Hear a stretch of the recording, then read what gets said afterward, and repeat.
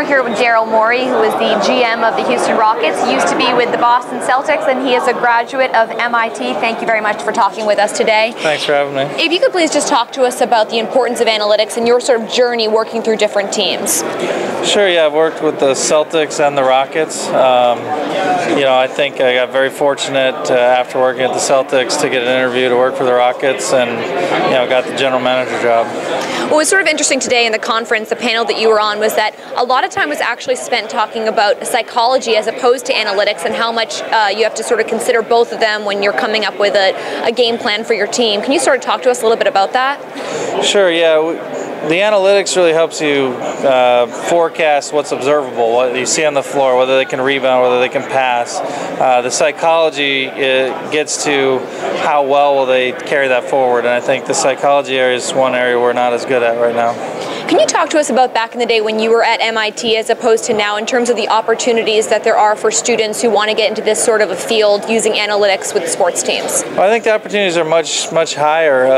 The teams are getting owned by groups of individuals who spend a lot of money, so they're trying to get the most of their investments. So there's more opportunity for students, for MBAs, for people to get into the sport because they're run as a business. They're not run as sort of a side thing that's sort of something that's more fun for someone to own.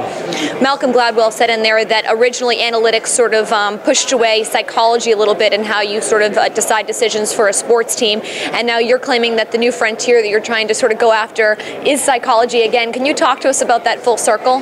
Yeah, I think why analytics had a big rise is because it was more predictive than the psychology, and I think now that analytics has really done a good job of helping you forecast which players will be good, now we are a little bit back to now can psychology add something to that even more.